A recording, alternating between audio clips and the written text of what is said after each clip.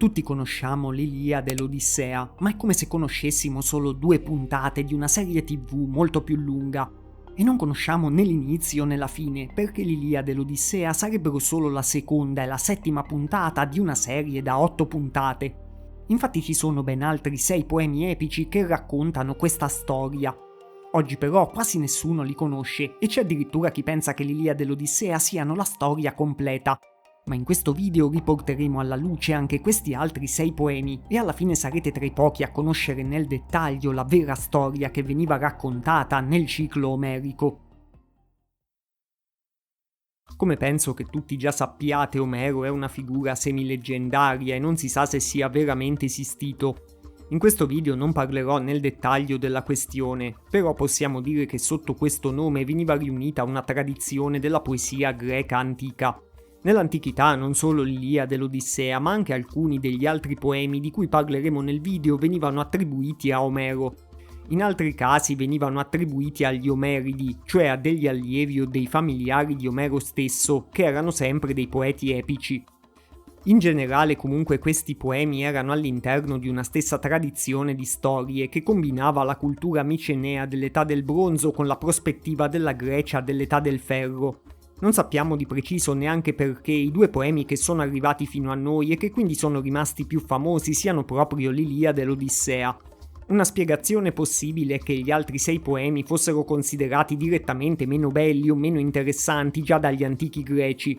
In effetti è una spiegazione che già esisteva nella Grecia antica, però è la spiegazione che davano alcuni studiosi dell'epoca ellenistica, cioè già molti secoli dopo che questi poemi erano stati composti.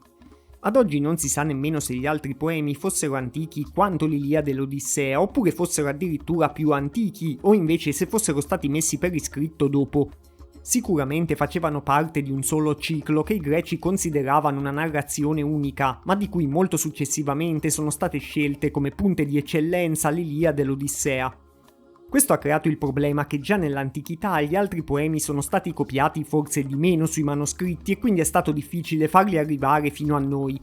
Infatti per tantissimi secoli questi poemi sono stati quasi sconosciuti tranne per la rielaborazione che ne avevano fatto altri scrittori. Per esempio alcune parti erano state rielaborate da Virgilio e si trovano nell'Eneide, o da Ovidio e si trovano nelle Metamorfosi. Uno scrittore dell'epoca imperiale romana chiamato Quinto Smirneo aveva scritto un suo poema per raccontare la fine della guerra di Troia che si chiamava proprio La continuazione di Omero. Però questo risale praticamente a un millennio dopo rispetto ai poemi originali. In sostanza gli altri 6 poemi antichi sarebbero andati completamente perduti se non fosse stato per una singola persona e per un singolo manoscritto. Questa persona è il cardinale Bessarione, che anche se è un nome conosciuto solo dagli esperti è uno dei personaggi più rilevanti per la storia della cultura occidentale, che meriterebbe di essere molto più conosciuto. Infatti Bessarione aveva dei legami fortissimi con l'impero bizantino proprio poco prima che Costantinopoli venisse conquistata dai turchi, nel 1453. Lui è riuscito a salvare tantissimi manoscritti bizantini dalla distruzione e è riuscito a portarli in Italia. Poi ha donato la sua biblioteca con dentro questi manoscritti alla Repubblica di Venezia e poco dopo questa collezione è diventata il nucleo della Biblioteca Marciana, che esiste ancora oggi e che ha un patrimonio di manoscritti dal valore inestimabile. I manoscritti di Bessarione sono addirittura tra le principali cause storiche del ritorno allo studio dei classici, perché prima in Occidente tante opere scritte in greco erano sconosciute. E quindi è praticamente uno degli uomini che ha contribuito di più al famoso Rinascimento. Ma tra i tanti manoscritti Bessarione possedeva anche uno che oggi è chiamato comunemente Venetus A e che si trova proprio alla Biblioteca Marciana. Pure il manoscritto probabilmente meriterebbe di essere un oggetto un po' più famoso di quanto sia oggi, infatti è un manoscritto risalente a prima dell'anno 1000 e viene considerato il miglior manoscritto al mondo che riporti il testo dell'Iliade. Ma non solo, è l'unico manoscritto al mondo che ci racconta il contenuto preciso di almeno 5 degli altri 6 poemi del ciclo, che sono proprio quelli che stiamo cercando. Purtroppo non riporta i poemi integrali, di cui conosciamo solo pochi versi. Però ci fa un riassunto delle varie puntate, che ci consente comunque di conoscere in modo ordinato il ciclo completo, per come era concepito nella sua versione più antica. E quindi grazie a Bessarione che ha salvato questo manoscritto in mezzo agli sconvolgimenti del XV secolo, oggi possiamo avere un'idea degli avvenimenti che venivano raccontati in questo ciclo omerico e adesso anche voi saprete la storia completa. Sicuramente conoscete già alcuni episodi del ciclo troiano che non si trovano direttamente nell'Iliade e nell'Odissea, quindi in questo video non vi ripeterò nel dettaglio delle cose molto conosciute, ma vi parlerò di quelle parti meno conosciute che possono arricchire la vostra conoscenza della storia generale. Il primo poema della nostra serie di 8, quindi l'inizio di tutto il ciclo, si intitolava Kypria, che vorrebbe dire Canti di Cipro. Era chiamato così perché, secondo la tradizione, il poema era stato dato come dote da Omero a suo genero, che proveniva da Cipro. Forse potrebbe anche esserci entrata pure l'importanza della dea Afrodite nel poema, perché nel mito Afrodite è nata a Cipro, ma questo è solo un collegamento logico che sto facendo io. Qui siamo all'inizio della guerra di Troia e quindi il poema spiegava proprio come iniziavano tutti gli avvenimenti. Nel mito la causa scatenante è che Zeus vuole liberare la Terra dalla sovrappopolazione umana, quindi ha deciso di scatenare una guerra. Questa motivazione, che per noi può sembrare strana se non assurda, in realtà si trova in tante mitologie antiche dove degli dei decidono di decimare l'umanità. Nella visione degli antichi non era solo una motivazione da favola per giustificare la guerra. A differenza che nel pensiero di oggi, dove molti spingono per la crescita illimitata della popolazione, le civiltà antiche sapevano che il territorio non poteva sostenere una crescita infinita.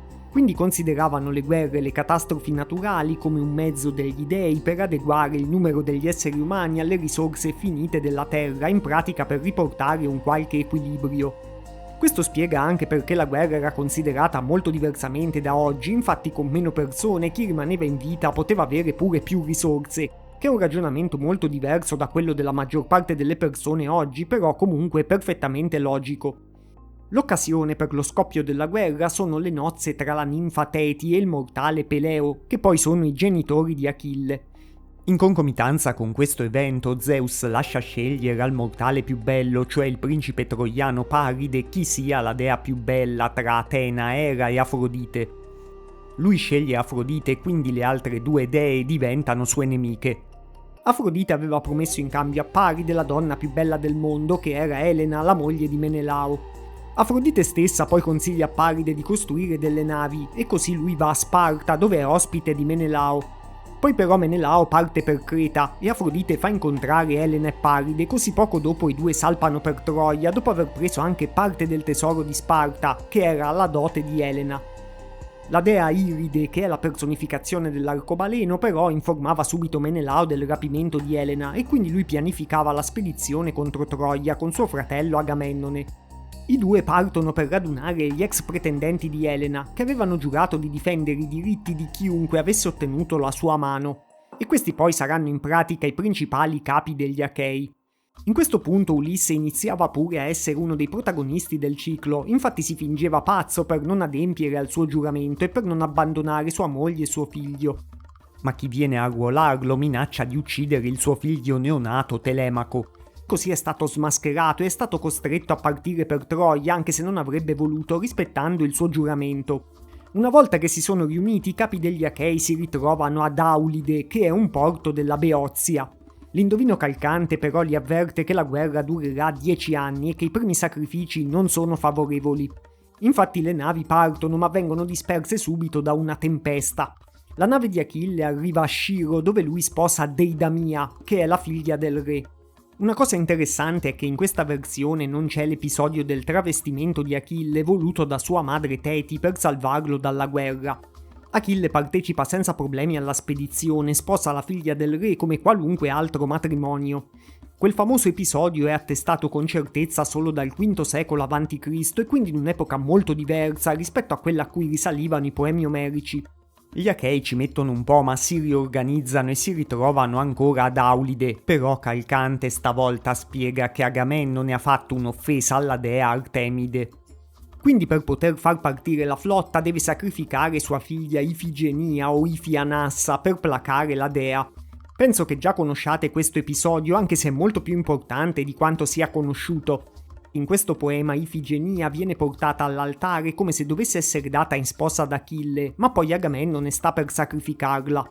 Però qui Artemide la risparmia sostituendola con una cerva e la trasporta nella terra dei Tauri, rendendola immortale. Questo episodio è chiaramente simile a quello della Bibbia, dove Abramo sta per sacrificare il figlio Isacco, che però viene sostituito sempre con un animale. In altre tradizioni, però, per esempio nel De Rerum Natura di Lucrezio, Agamennone sacrifica effettivamente sua figlia e non c'è nessun intervento divino. Anche se non ci sono dei collegamenti comprovati tra il sacrificio di Agamennone e quello di Abramo, l'episodio è molto significativo dal punto di vista antropologico. Infatti indica una cosa che non tutti sanno, cioè che le civiltà arcaiche accettavano addirittura il sacrificio di figli agli dei e che a un certo punto questa pratica potrebbe essere stata sostituita con il sacrificio solo di animali sacri. Quindi un vero Agamennone storico, se fosse esistito, potrebbe aver veramente sacrificato sua figlia agli dei. Infatti abbiamo diversi documenti e prove archeologiche che suggeriscono che fosse una pratica accettata dai Micenei dell'età del bronzo, anche se in casi appunto estremi. L'episodio è interessante pure perché ci fa vedere che i poemi del ciclo erano composti da molte storie diverse che non sempre si conciliavano tra di loro. Infatti nell'Iliade Ifianassa è viva e vegeta tanto che Agamennone può offrirla come moglie a Achille. Quindi evidentemente c'erano diverse storie e in alcune era rimasta a casa con le sorelle e non era stata né sacrificata né trasportata via da Artemide. Comunque dopo il sacrificio la flotta finalmente può partire. Uno degli eroi, cioè il famoso Filottete, viene morso da un serpente e Ulisse convince gli altri a abbandonarlo sull'isola di Lemno senza grandi rimpianti. Finalmente gli Achei arrivano a Troia, ma il primo sbarco viene respinto dai Troiani. Quando loro ce la fanno a sbarcare iniziano delle battaglie con i Troiani, di cui il grande protagonista è Achille. Gli Achei in realtà non vorrebbero neanche conquistare direttamente Troia come magari pensiamo oggi, infatti inviano a un certo punto dei messaggeri ai Troiani per chiedere la consegna di Elena e della dote rubata a Sparta. Ma i Troiani si rifiutano, così gli Achei tentano prima un assalto alla città e poi devastano la campagna circostante. Dopo un po' gli Achei, visti i fallimenti, vorrebbero tornare a casa, ma Achille li convince a restare e poi conquistano una piccola città alleata di Troia. Dal bottino di questa città Achille riceve come schiava la sacerdotessa di Apollo Briseide, mentre Agamennone riceve un'altra sacerdotessa di Apollo, cioè Criseide, che sono due personaggi che visti i nomi è sempre facile confondersi. Comunque Zeus a questo punto imbastisce un piano per aiutare i Troiani che prevede di dividere Achille dagli altri Achei. Il piano poi è la famosa ira di Achille che è collegata proprio alle schiave Briseide e Criseide e che dà inizio al secondo episodio del ciclo, che era proprio l'Iliade. L'Iliade finisce con i funerali dell'eroe troiano Ettore e la storia poi proseguiva in un poema chiamato Etiopide. Qui tutto iniziava con l'arrivo della guerriera amazzone Pentesilea, che era venuta in aiuto dei troiani. Pentesilea riesce all'inizio a risollevare il morale dei troiani, ma poi viene sconfitta e uccisa da Achille. Achille spoglia Pentesilea delle armi, come era tradizione, ma a questo punto il guerriero greco Tersite prende in giro Achille, dicendo che vedendola senza vestiti si era innamorato di lei. Tersite è un guerriero che i poemi omerici descrivono come codardo e deforme, cioè l'esatto opposto dell'ideale di eroe greco. Infatti Achille qui alla fine lo uccide pur essendo teoricamente un suo alleato. A questo punto arriva a dar manforte ai troiani un altro eroe chiamato Memnone con il suo esercito. Il poema stesso prendeva il nome Etiopide da questo episodio, infatti Memnone guidava gli Etiopi. Nel mondo greco questi Etiopi però non erano esattamente gli abitanti dell'Etiopia di oggi. Erano considerati solo come un popolo vagamente remoto e Memnone veniva identificato pure un po' con i persiani o con gli egizi. Pure Memnone era un semidio come Achille e era l'ultimo grande avversario di Achille. Lo scontro tra i due oggi è praticamente sconosciuto, ma probabilmente era una parte molto interessante e anche molto famosa di questo poema nell'antichità. Achille vince lo scontro e uccide Memnone, ma nella sua furia insegue i troiani fino alle porte di Troia. Qui però viene ucciso da una freccia scagliata da Paride con l'aiuto del dio Apollo. Nelle tradizioni più antiche però non compare il famoso mito del tallone di Achille, che è un'aggiunta successiva, infatti in questo poema non c'era. E nel ciclo troiano più antico Achille moriva con una morte molto più comune. Questo poema finiva proprio con dei grandi funerali e dei giochi funebri in suo onore. Il quarto poema si chiamava Piccola Iliade e secondo Aristotele aveva una trama addirittura troppo fitta di avvenimenti per un poema epico. Si apre con la contesa per le armi di Achille che devono essere assegnate al più grande eroe greco. La contesa è tra Aiace Telamonio e Ulisse. Con l'aiuto di Atena le armi vengono assegnate a Ulisse e Aiace impazzisce e attacca la mandria degli Achei. Più tardi, per la vergogna, decide di farla finita e viene sepolto senza i pieni onori eroici. Anche se è un eroe un po' secondario, Aiace era stato uno dei più forti guerrieri achei e la sua storia voleva anche spiegare il codice dell'onore e della vergogna dei guerrieri omerici. Ulisse invece proprio dopo questo episodio inizia a diventare sempre di più il protagonista dell'intero ciclo troiano e lo sarà da qui in poi praticamente fino alla fine. L'indovino calcante fa un'altra delle sue profezie e dice che la città di Troia non cadrà finché i greci non recupereranno le frecce di Eracle, che però sono in mano all'eroe Filottete. Come abbiamo visto prima, Filottete era stato abbandonato sull'isola di Lemno, così Ulisse e l'eroe Diomede devono andare a recuperarlo. Filottete era riuscito a sopravvivere da solo su quest'isola per 10 anni cacciando con l'arco di Eracle, così può essere guarito e può combattere insieme agli altri achei. Addirittura arriva anche a affrontare Paride e lo uccide in duello. Elena così non ha più il suo amante e comincia anche a perdere qualunque motivo per rimanere a Troia. Altri due figli di Priamo, cioè Eleno, che è un altro nome che può farvi facilmente confondere, e Deifobo si contendono la mano di Elena. Priamo considera Deifobo più valoroso e quindi assegna Elena a lui. Eleno la prende come una grande offesa e decide di abbandonare Troia. Lui stesso è pure un indovino, quindi gli Achei, su consiglio di Calcante, finiscono per doversi rivolgere pure a lui, che gli fa altre profezie. Queste profezie variano in numero nel mondo antico, comunque una diceva che gli Achei avrebbero dovuto portare in guerra il figlio di Achille. Così Ulisse fa un altro viaggio e stavolta va a prendere il figlio di Achille e lo porta a Troia, poi gli dona pure l'armatura del padre. Questo figlio si chiama proprio Neottolemo, che significa il giovane guerriero, infatti combatte a Troia praticamente appena adolescente. Un'altra profezia dice che devono prendere da Troia il Palladio, che è una statua della dea Atena. Così Ulisse e Diomede entrano a Troia vestiti da mendicanti per rubare questa statua.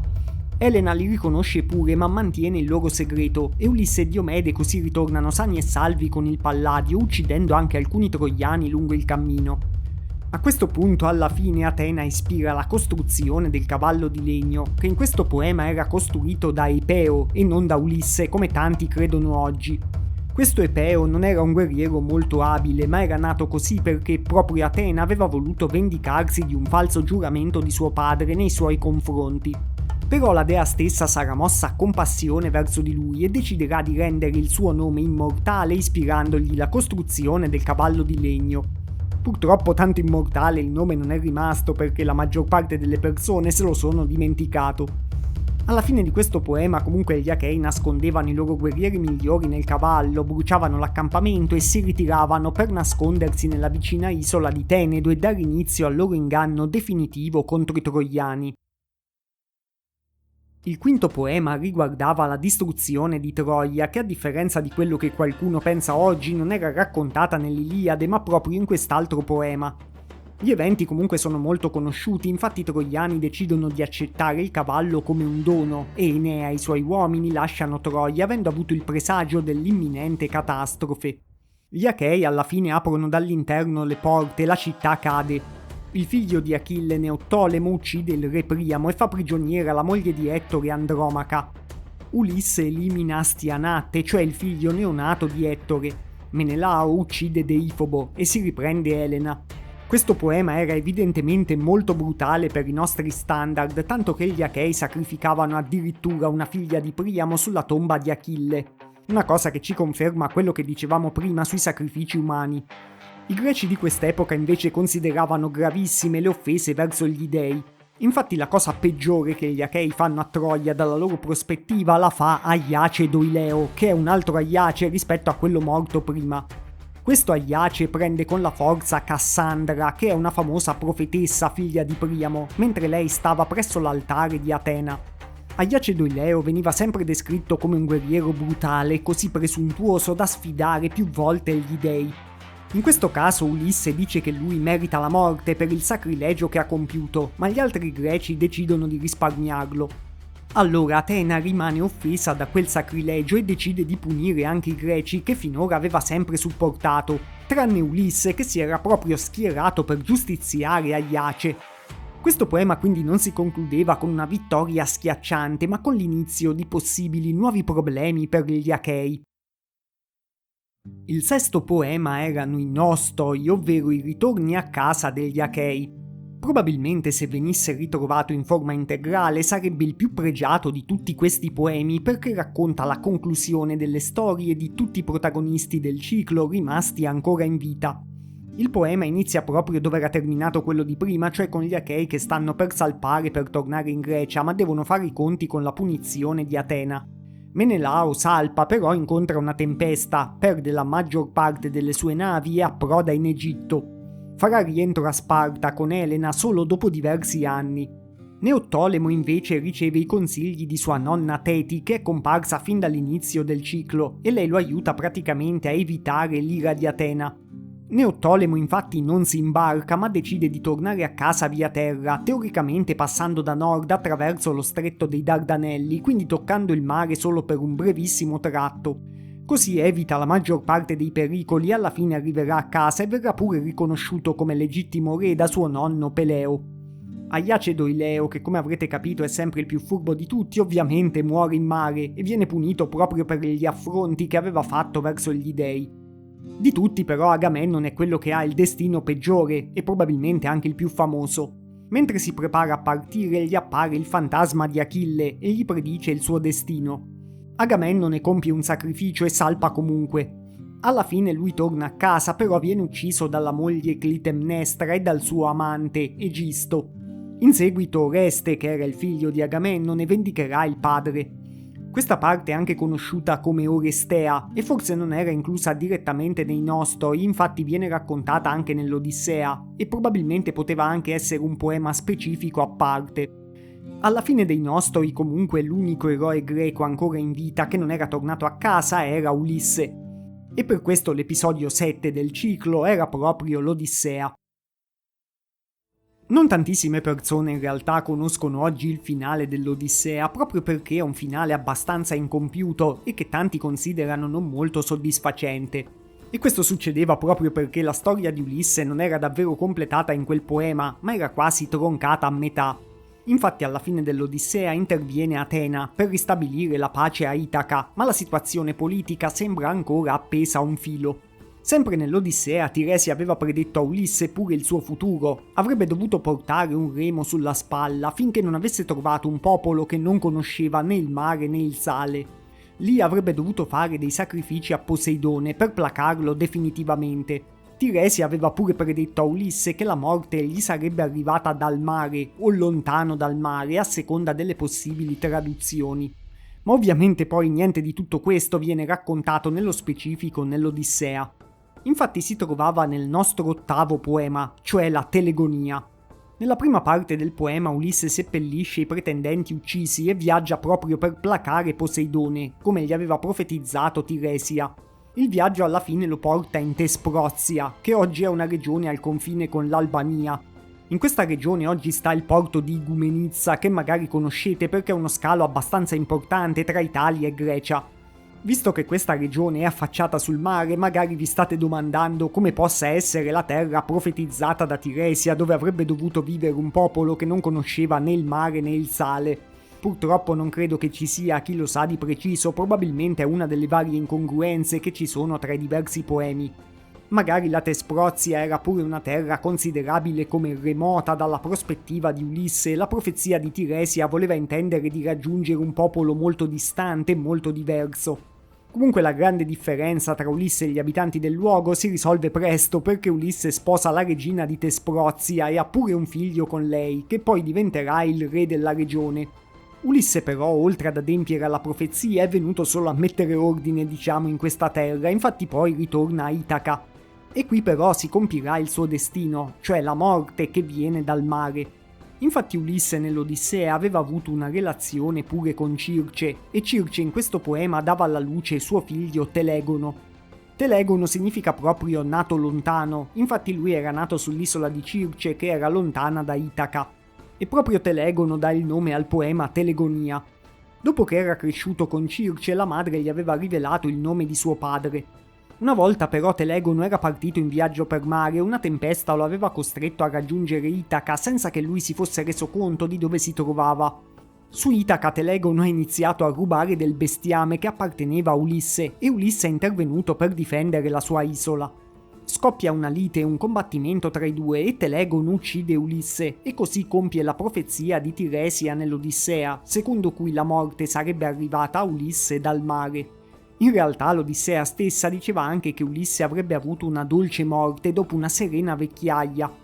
Evidentemente gli stessi autori antichi avevano tantissime versioni del mito della morte di Ulisse, che infatti è rimasto fino ad oggi uno di quelli meno chiari e più misteriosi, basti pensare che Dante ne dà una versione famosa ma ancora molto diversa da queste. Comunque, come succede pure in altri miti greci con altri eroi, Telegono e Ulisse alla fine si riconoscevano e Telegono si disperava per l'errore di aver ucciso suo padre. Ma la storia non era ancora finita qui e anzi il finale di questo ciclo epico può risultare veramente assurdo ai nostri occhi. E magari può spiegarvi ulteriormente perché sia poco conosciuto e poco raccontato. Anzi, se state apprezzando questo video iscrivetevi al canale perché qui porto proprio dei video per chi è appassionato di conoscere storie dai risvolti poco conosciuti e che non sempre è facile trovare approfondite. Tornando a Telegono, lui porta il cadavere di Ulisse insieme a Telemaco e a Penelope sull'isola di Circe. Circe li rende tutti quanti immortali, poi Telegono sposa Penelope e Telemaco sposa Circe. Con tutti questi nomi e con questi matrimoni incrociati penso che risulti un finale abbastanza ridicolo per noi oggi.